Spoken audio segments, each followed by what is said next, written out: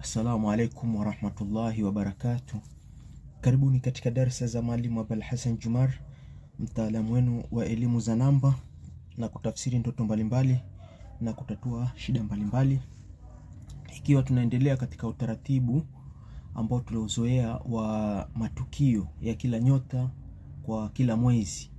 Tayib, ikiwa tunaanzia tarehe 21 mwezi wa 3 mwaka 2026 mpaka tarehe 21 mwezi wa 4 mwaka 2026, matukio ni kama ifuatavyo. Tukianza katika nyota ya kwanza ambayo ni Kondoo, matukio yao kipindi hiki yatahusisha zaidi mambo ya maisha, ajira, mapenzi, afya, na kipindi hiki watakuwa wanatoka zaidi kutoka katika dhiki na kuelekea kwenye furaha. Na hii ni kwa wale ambao walikuwa wana mafanikio au tuseme bahati, wale walikuwa wana bahati. Lakini wale ambao walikuwa kwenye mikosi wataona mipango ya kutoka kwenye dhiki inajitokeza, lakini hawatoki kwenye hizo dhiki zenyewe au mabalaa yenyewe waliokuwa nayo. Mafanikio kutokamilika, maana kuna ishara zile za mafanikio zinazojitokeza lakini zinakuwa hazifanikiwi. Kwa hiyo ni hali ambayo itajitokeza zaidi. Lakini pia wanayo nafasi ya kutoka kwenye vifungo, ya kutoka kwenye mabalaa kuelekea kwenye faraja au kuelekea kwenye kheri zaidi. Na hii yote itachangiwa ikiwa watafuatilia utatuzi wa maisha yao, utatuzi wa afya zao, utatuzi wa bahati zao. Maana wengi wamekuwa wanazoea kusikiliza matukio lakini bado hakuna mikosi yao. Kwa hiyo wataona wanaenda kinyume. Mikosi ikiwepo manake unakuwa unaziwilika, unabaki pale pale kwenye mabalaa japokuwa fursa zimejitokeza. Tayeb, upande wa kipato katika nyota ya kwanza ambao ni Kondoo, fursa za haraka zinaweza kujitokeza lakini zinahitaji maamuzi ya busara na epuka matumizi ya papara. Upande wa mahusiano, mvutano mdogo unaweza kutokea lakini subira na mawasiliano vitasaidia sana. Upande wa nyota ya pili ambao ni Ng'ombe, wategemee kupata misaada zaidi, na hii misaada ya wewe unatakiwa kutoa. Ukitoa itakuwa ni nzuri zaidi. Na pia vile vile kutatokea migogoro kwa wanawake, yani wanawake ndio watakuwa wana migogoro zaidi kuliko wanamme.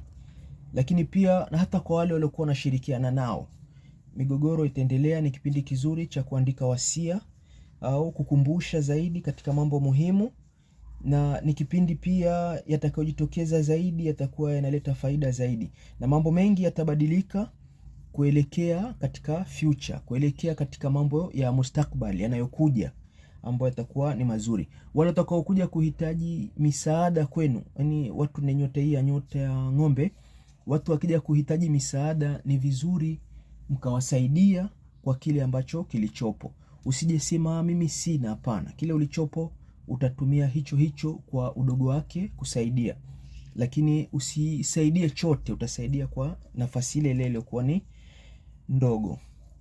Tayeb, na ni kipindi kizuri cha kuangalia kwa yale ambayo yatakayojitokeza zaidi. Yapo ambayo yatakayojitokeza zaidi yatakayohusiana na mambo ya kipato. Kwa hiyo ni vizuri ukaangalia, na kuangalia hapa tunakusudia ni kuangalia, na hii nimekuwa naashiria mara nyingi. Watu wengi hawana elimu ya kujua leo kunahitajika kufanyika nini kutokamana na mfumo. Haya sio mambo ya ghaibu, watu wanashindwa kuelewa. Haya ni mambo ambayo yanayofahamika. Sio mfano ukiangalia mwenendo wa mwezi ni vitu vinaonekana, jua ukiangalia mwendo inajulikana, ukiangalia zama za sasa hivi tuko kwenye zama gani, kwenye zile zama 4, yani season, masika, kipwa, vuli na wakati ule wa masika. Ni vitu ambavyo vipo. Sasa mtu akikwambia hii ni masika unamwambia eti umejua mambo ya ghaibu, huwa ni uchache tu wa kufahamu. Tayeb, upande wa kipato katika nyota hii ya Ng'ombe, kipato kinaanza kuimarika hasa mwisho wa mwezi huu wa 3 na ni wakati mzuri wa kuweka akiba au kuwekeza zaidi, yani zile unazozipata, pesa zako unazozipata. Lakini upande wa mahusiano, sasa hivi uhusiano wa kudumu unaongezeka nguvu, na ni vizuri na wewe ukaendelea tena kuimarisha zaidi, upate nguvu zaidi, na wapenzi wapya wanaweza kuingia kwa utulivu. Nikisema wapenzi wapya, sio wale tayari walishokuwa na wapenzi zaidi, washakuwa na wapenzi, yani wameshaolewa au wameshafanywa, wamechumbiwa. La, wale ambao wanaotafuta ndio wapenzi wapya wanaweza kuingia kwa utulivu zaidi, na ni vizuri na wewe ukawapokea.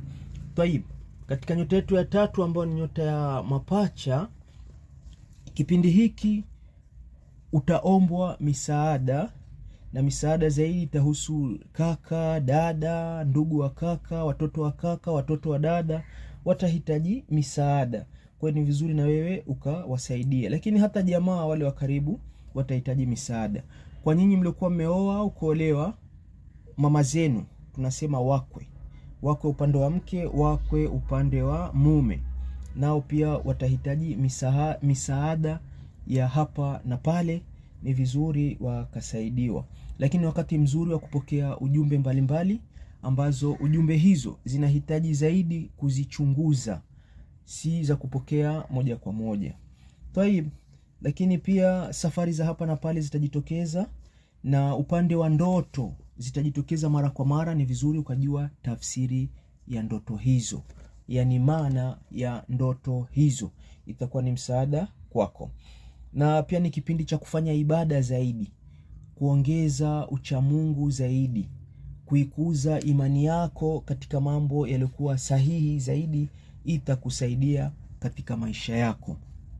Upande wa kipato, katika nyota hii ya tatu ambayo ni mapacha, fursa nyingi za biashara na mawasiliano zitajitokeza zaidi, na pia tahadhari na udanganyifu unatakiwa uitumie zaidi, kwa sababu itatokea zaidi mambo ya udanganyifu au mikataba isiyo wazi. Unaitwa kuingia mikataba, ni vizuri ukashirikisha wataalamu wa kufahamu mikataba namna inavyoingiwa, ili usije ukajuta baadaye. Upande wa mahusiano, mawasiliano yanaamua kila kitu. Kwenye mahusiano yako ni vizuri, hasa nyinyi wa nyota ya mapacha, huwa mnakuwa mna tatizo kubwa katika mahusiano yenu. Kwa hiyo hapo unaambiwa mawasiliano yanaamua kila kitu. Kwa hiyo kwenye mawasiliano ndio vile unavyotaka wewe itakuwa. Unataka mawasiliano ya mazuri, basi ongeza mawasiliano. Kama kuna migogoro, basi muongee, kuliko kukaa kimya na kuleta maamuzi ambayo yataharibu hivyo. Kwa hiyo ni vizuri kuepuka maneno ya haraka bila kufikiria. Haya ni upande wa nyota ya mapacha. Tayib, upande wa nyota ya kaa, kipindi hiki ni kipindi cha kuangalia hitimisho katika mambo yako, na mambo mengi utayajua hitimisho. Utajua uliomba kazi, utajua sasa kama umeipata au haukuipata. Ulikuwa na mpenzi wako, mna mipango ya kutaka kuoana, utajua mwezi huu. Yani kipindi cha mwezi wa kinyota, naongelea mwezi wa kinyota kama nilivyoashiria. Mwezi wa kinyota hauanzi mwanzo wa tarehe hizi za Gregorian, inakuwa inaanza kwenye zile tarehe za mwisho, yani 10 la mwisho. Kwa hiyo ni vizuri ukajua hitimisho la mambo yako, na utajua pia. Lakini kuna kupoteza, kuna kuibiwa, kuna kudanganywa, ni vitu ambavyo vitajitokeza zaidi. Zile akiba zako ulizokuwa umeweka ni vizuri kuzichunga na kuwa makini nazo. Hata kama utazitumia, basi uwe na umakini nazo, zisije zikapotea kabisa. Utabaki ni mtu ambaye unakata tamaa, kama mlivyo ni watu wa kukata tamaa. Kwa hiyo utazidi kuharibikiwa zaidi kwa kukata tamaa kwako. Lakini ni vizuri kipindi hiki ukakagua makazi yako, ukachunguza vitu vyako, vile ulivyokuwa unavitafuta kwa siku za nyuma hujavipata. Kwa kipindi hiki ni nafasi nzuri ya kuvipata na ya kujua viko sehemu gani. Kwa hiyo upande wa kipato, katika nyota hii ya kaa, kipato kinahitaji uvumilivu, na ni vizuri ukaepuka kukopa au kuingia madeni yasiyo na mpango. Maana kipindi hiki watu wanakopa sana, wanaingia madeni sana. Kwa hiyo ninakushauri na washaurini watu wa nyota ya Kaa, ni kipindi cha kuepuka kuingia madeni yasiyo na mpango, ama yale ambayo una uhakika baada ya muda utalipa na uhakika upo. Ni wakati mzuri wa kujisaidia, lakini kipindi hiki ni cha kuangalia zaidi. Upande wa mahusiano katika nyota ya Kaa, hisia zinaongezeka sana, na uhusiano unaweza kuwa wa kina au kuwa na majeraha ya kihisia. Yani hisia, sio zile hisia zako, maanake zitaongezeka zaidi. Kwa hiyo ni vizuri ukaendelea kuwa mwangalifu. Nyota yetu ya 5 ambayo ni Simba, kipindi hiki ni furaha zitakuwa ni nyingi, utapokea zawadi nyingi, na ni wakati wa kufanya mambo yalikuwa mazuri mazuri, kwa sababu harakati zitakuwa ni nyingi. Lakini ukumbuke utapokea tuhuma. Watu watakuletea tuhuma, watakususpect, watakutuhumu. Sio, kwa ni vizuri ukawa mwangalifu. Lakini pia kuna habari utakazopokea za hapa na pale, na ni vizuri ukaziangalia. Upande wa kipato ni wakati mzuri kwa nyinyi watu wa nyota hii ya Simba. Na mafanikio kupitia juhudi binafsi katika kipato yatakuwa ni mazuri. Fursa ya kuanzisha jambo jipya itakuwepo kwenye wakati mzuri. Lakini sasa ni vizuri, kwa sababu tunachoangalia haya ni matukio ya jumla kwa mwezi, lakini kuna matukio ya kila siku. Sasa haya kila siku ndio yatakayofungamana na wewe. Unataka kuanzisha biashara lini? Unataka kuanzisha mahusiano lini? Unataka kukutana na mchumba wako lini, kuanzisha maongezi ya uchumba au kuelekea kwenye ndoa? Lakini vile vile kuna mambo ya mabaraza ya kifamilia. Yale mengine yale kushapangwa, utajua tu leo kunaongelewa nini. Lakini kwenye yale mnayoyapanga wenyewe ya migogoro ya kifamilia, inatakiwa ujue tupange lini. Inasaidia kupata mvuto mzuri na kupata muafaka katika mgogoro wenu. Upande wa mahusiano katika nyota ya Simba, watu watakuvutia kwa urahisi. Utavutiwa. Watu watakuvutia, sio? Yani utavutiwa. Wewe mwenye nyota ya Simba utavutiwa na watu. Watakuvutia kwa urahisi zaidi. Kwa hiyo epuka kiburi ili kulinda mapenzi. Usijiamini sana. Usione wewe uko na nafasi kubwa zaidi, una mamlaka makubwa zaidi katika mahusiano yako. Hili itakuwa ni kiburi, kwa hiyo itakuharibia mahusiano yako. Katika nyota yetu ya 6 ambayo ni nyota ya Mashuke, kipindi hiki cha mwezi ni kipindi cha kuwa mwangalifu zaidi, lakini una nafasi ya kupata ajira, ya kupata kipato, ya kuingia kwenye mikataba ambayo itakupelekea kupata ajira. Upande wa afya itasumbua zaidi kipindi hiki, maradhi yatakuwa ni mengi, na haswa itakuwa tumbo zaidi litauma. Matumbo, magonjwa ya tumboni yatakuwa yanasumbua, tumbo litakuwa linasumbua zaidi. Upande wa vitu utegemee kupoteza au kuibiwa, na ni vizuri ukaangalia vitu vyako, na kuna vitu ambavyo vitakuwa havitimii. Kwa hiyo ni vizuri ukatafuta ufumbuzi wa mafanikio ya vitu hivyo kutimia. Upande wa kipato katika mwezi huu ni mwezi wa kupanga na kudhibiti matumizi, na kipato cha ziada kinaweza kuja, lakini kitakuja taratibu. Si vile ambavyo unataraji wewe iwe leo na kesho. Itakuja kwa taratibu. Upande wa mahusiano ni vizuri ukatafakari kabla ya kufanya maamuzi katika kuingia mahusiano au katika mahusiano yako. Kama kuna migogoro, basi ni vizuri ukatafakari kabla ya kufanya maamuzi. Useme na kuacha. Hapana, tafakari kwanza. Na pia uhusiano wa zamani unaweza kujirudia. Kama ulikuwa umemwacha mkeo, basi utaanza kumrejea. Kama ni mchumba alikuwa hamuelewani, basi mtaanza kurejesha yale mahusiano yenu. Nyota ya 7 ni Mizani. Katika mwezi huu wa kinyota, nyota ya Mizani, kwanza mtasumbuliwa mapaja, mahips yenu. Ni magonjwa yataleta usumbufu zaidi. Hii ni wanaume au wanawake. Lakini pia ni kipindi kizuri kwa wale ambao mnaotaka kuoana, na ni kipindi kizuri kwa yule utakayekutana naye, ndio yule anayefaa katika mahusiano. Yani yule uliokuwa unamtaka ndio utakayekutana naye mwezi huu wa 3 kuelekea mwezi wa 4 wa kinyota. Twaib. Lakini pia ni kipindi cha kukamilisha malengo yako, ni wakati wa kutekeleza yale uliokuwa umeyapanga. Ushauri ni ule ule, unataka kufanya nini? Haya nayoelezea ni matukio ya jumla kwa mwezi, lakini kuna matukio ya kila siku kwa wale ambao wanataka kufanya mambo yao na maamuzi yao kwa kila siku.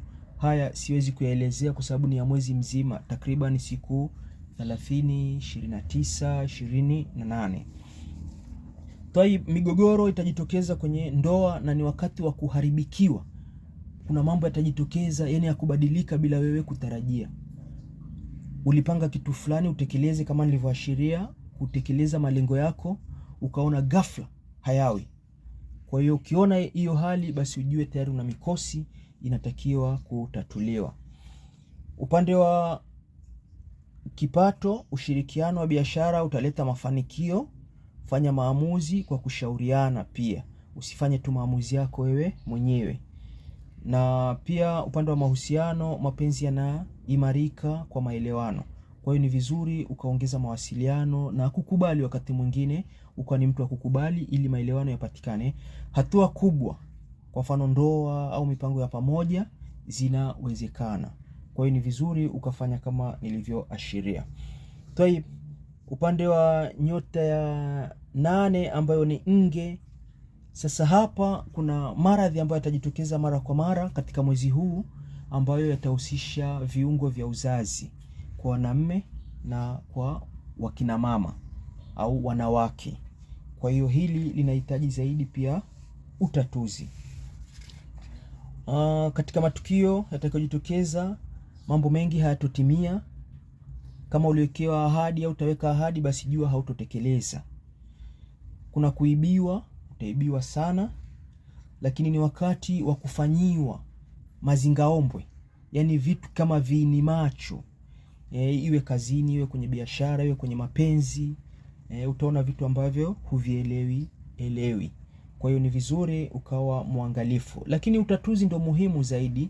Watu wengi wamekuwa wakiona matatizo wanavumilia, kwamba acha nivumilie labda yatabadilika. Hapana.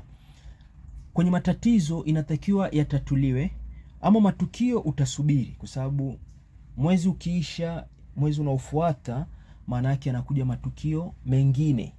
Kadhalika hata siku unatakiwa kuipishanisha siku. Kama kuna kitu unataka kuanzisha, siku si nzuri, basi unasubiri siku ile iweze kupita. Twaib. Ikiwa upande wa kipato katika nyota hii ya Nge, mabadiliko ya kifedha yanaweza kuwa ya ghafla, na ni wakati wa kujipanga upya kwenye mambo ya kipato. Na upande wa mahusiano, mapenzi yenye nguvu, lakini yanaweza kuwa na wivu. Yani mapenzi yako strong, ni mazuri, lakini wivu ndani yake unaweza ukaharibu, itakuwa ni kero kwa mwingine. Ndiyo, ni sahihi ukaongeza wivu kwa yule unayempenda, lakini isipitilize wakati mwingine. Na upande wa mahusiano, kama nilivyoashiria, kuaminiana ni muhimu sana katika hayo mambo ya nini, ya wivu, yasizidi. Nyota ya 9 ni nyota ya Mshale. Kipindi hiki ni kipindi kizuri, ndoto zitakuwa ni nyingi, utabadilika kimaadili, utaona unapenda kufanya mambo ya mazuri yanayopendeza kwa Muumba wetu. Hiyo hali utaona inakuwa, lakini utegemee kupata ujumbe mbalimbali. Mipango ya safari itajitokeza. Kwa wale ambao wanaofuatilia visa, ni wakati mzuri wa kuzifuatilia. Yani kipindi hiki cha mwezi huu ni kipindi kizuri, lakini ni siku gani sasa hii ni vizuri tukawasiliana, kwa sababu inakuwa ni siku maalumu ambayo utapendelea wewe kufuatilia. Na hata kama itakuwa ilishapangiwa, basi uijue hiyo siku itakuwa ni nini kinahitajika kufanyika ili uweze kufanikiwa. Lakini wale waliokuwa mbali watafika salama, na kuna hali ya kuhama, yani kutoka sehemu kwenda sehemu nyingine. unaweza ukatoka katika mkoa uliopo ukaenda mkoa mwingine, ukatoka katika kijiji uliopo ukaenda kwenye kijiji kingine, ukatoka kwenye nchi ambayo uko ukaelekea kwenye nchi nyingine. Hayo ni mambo yatakayojitokeza. Lakini pia utasikilizwa, haja zako zitasikilizwa. Ni kipindi cha kuongea na ukasikilizwa. Kutosikilizwa kwa kutekelezewa ni kitu kingine. Maana yake ukiona unaongea unasikilizwa lakini hutekelezwi, maana yake una mikosi. Sasa mikosi huwa inatakiwa kuondolewa, watu tuwe ni wasafi, wasafi wa kiroho. Tunajiharibia mambo mingi kutokamana na vitendo tunavyofanya kila siku. Tayib, upande wa kipato katika nyota hii ya mshale, fursa kupitia safari, elimu au watu wapya zitajitokeza. Bahati ipo lakini inahitaji juhudi. Juhudi ndio kama hizi nilioeleza, namna ya kusaidiwa, kuondoshwa, kusafishwa mwili wako. Wengine wanasema kusafisha nyota, sio, lakini ni kusafisha matatizo, kuondosha matatizo yale uko nayo.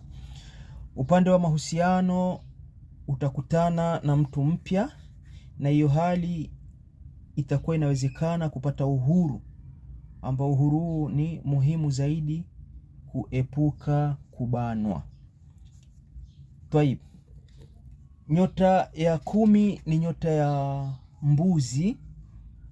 Matukio kwanza kwenye mtasumbuliwa zaidi ugoko, magoko yenu haya yataleta, yani kama miguu mnavyosema, lakini ni ugoko. Mtasumbuliwa zaidi kwenye miguu kipindi hiki cha mwezi huu wa kinyota. Lakini kwenye matukio ni wakati mzuri, kwa sababu utapata heshima kubwa, utatekelezewa haja zako ikiwa hauna mikosi, utatajwa vizuri. Kama unatafuta kazi utapata, kama unataka kuweka mazingira mazuri ya kazi yako yatafanikiwa. Utakutana na watu muhimu, mzazi wako hasa wa kike na ndugu zake mama yako, yani mzazi wako wa kike pia watahitaji misaada. Ni vizuri kuwasaidia kadiri ya ule uwezo wako. Lakini kwa wale ambao watakokuwa wana mashauri mbalimbali, mtapata mashauri, mtapata kesi, mtapata maneno. Kwa hiyo ni vizuri mkawa watulivu, ili kuhakikisha mnasikiliza mashauri yenu, mnatatua migogoro yenu katika hali ya utulivu. Tayeb, upande wa kipato katika nyota ya mbuzi katika mwezi huu, mafanikio kupitia nidhamu za kazi, haswa kazi zenu zilizokuwa ngumu. Ugumu wa kazi huwa ni kipato. Mazingira ya kazi yakiwa magumu na kipato kinakuwa ni kidogo. Kwa hiyo ni vizuri ukafanya utaratibu, ukawa na utaratibu kwenye hiyo kazi yako. Uwe na uvumilivu katika hiyo kazi yako, hata kama kipato kitakuwa ni kidogo. Na ni wakati mzuri wa kupanga malengo ya muda mrefu katika kipato chako. Japokuwa kipato kidogo, lakini unaweza kuweka malengo ya muda mrefu. Kaweka hizo 10, 5, lakini ziwe zina malengo ili ukafikia malengo ya baadaye. Tayeb, upande wa mahusiano katika nyota ya mbuzi, unahitaji muda na umakini kwenye mahusiano. Pia epuka kupuuza hisia za mwenzako. Mwenzako atakapokueleza kitu, basi ni vizuri ukathamini zile hisia zake atakazo kuelezea. Nataka tuonane, basi ni vizuri umpe muda muonane. Nataka tuongee, ni vizuri ukamsikiliza mkaongea. Nataka kitu fulani ambacho atachokuelezea kiwe kinaendana na nafasi utakayokuwa nayo. Asije kukwambia nataka ununulie kitu ambacho uwezo huna, eti kumsikiliza ndo kujali hisia. Hapana, hiyo itakuwa sio sahihi. Tayeb, nyota yetu ya 11 ni nyota ya ndoo. Katika kipindi hiki cha matukio ya nyota katika mwezi, utapata heshima kubwa, mafanikio, neema. Na wale ambao mlikuwa mna mipango ya kujenga, kama hamjanunua viwanja, mashamba, ni wakati mzuri wa kununua au kuendeleza ujenzi wenu, ni wakati mzuri. Lakini msisahau misaada ya kuomba kwa Mwenyezi Mungu awazidishie mafanikio na yaendelee, kwa sababu wengi akishapata anaona kama ndo ameshapata, hayawezi kubadilika. Mambo huwa yanabadilika. Pia utegemee kupata mialiko mbalimbali kutoka kwa marafiki na kuhudhuria mikutano, vikao mbalimbali ambavyo vitakuwa ni vya furaha, vitahusisha zaidi marafiki zako. Upande wa kipato, mawazo mapya yanaweza kuleta kipato. Yale mawazo yatakayokujia katika mwezi huu wa matukio ya nyota, basi ni vizuri ukayafanyia kazi kwa sababu yataleta faida. Na teknolojia au ubunifu vitasaidia. Kwa hiyo ni vizuri watu wakatumia teknoloji vizuri katika kujiongezea vipato. Upande wa mahusiano, urafiki una nguvu zaidi kuliko mapenzi katika mwezi huu. Nikisema mapenzi, maana niko kwenye mahusiano, si ule upendo kwa kila mtu, mapenzi na urafiki. Kwa hiyo hapa unaambiwa urafiki, yani ule upole kwa mpenzi wako unakuwa ni wenye nguvu zaidi kuliko kwenye mapenzi, sio? Na pia uhusiano wa kipekee unaweza kuanza katika mahusiano. Nyota yetu ya mwisho ni nyota ya Samaki. Katika mwezi huu mtasumbuliwa zaidi, maradhi ya ganzi katika miguu yenu yatajitokeza zaidi, lakini pia ni wakati wa kukosa vitu vingi. Kwa hiyo ni vizuri mkawa waangalifu, mtapoteza wapenzi wenu, ataugua, mtaibiwa, huzuni zitakuwa ni nyingi, hasadi zitaongezeka, mtatetwa, kusengenywa. Kwa ujumla, mambo mengi yale ya kimaisha utaanza kuona kama unachanganyikiwa, lakini si wakati wa kuchanganyikiwa. Waone wataalamu, upate ushauri wa kina katika utatuzi kwenye mambo yako. Naam. Upande wa kipato katika nyota ya Samaki, baraka zisizotarajiwa pia zinaweza kuja, lakini kuja na kutimia ni vitu viwili tofauti. Epuka matumaini yasiyo na msingi au udanganyifu. Kama nilivyoashiria, kudanganywa kutakuwa kwingi, kupoteza. Kwa hiyo ni vizuri kwa mwangalifu hasa kwenye kipato. Watu wengi wao wanafikiria kupata ni kama game. Unaweza ukalala leo ukaletewa mipango ya kuwa tajiri leo. Hiyo ndio inayokatazwa. Upande wa mahusiano, mapenzi ya kihisia yataongezeka au yanaongezeka kwa sababu tunaendelea, masiku yashaingia, kwa hiyo tunaendelea. Kwa hiyo mapenzi ya kihisia yanaongezeka na ni wakati wa kuimarisha uhusiano wa kiroho. Haya ni matukio ya nyota zetu 12. Kwa wale ambao mlikuwa mna matatizo mbalimbali na mnahitaji ufumbuzi au mnahitaji ufafanuzi wa kina, karibuni sana. Ni mimi mtaalamu wenu Mwalimu Abul Hassan Juma, mtaalamu wa elimu za nyota na namba na kutafsiri ndoto mbalimbali. Karibuni sana. Ahsanteni.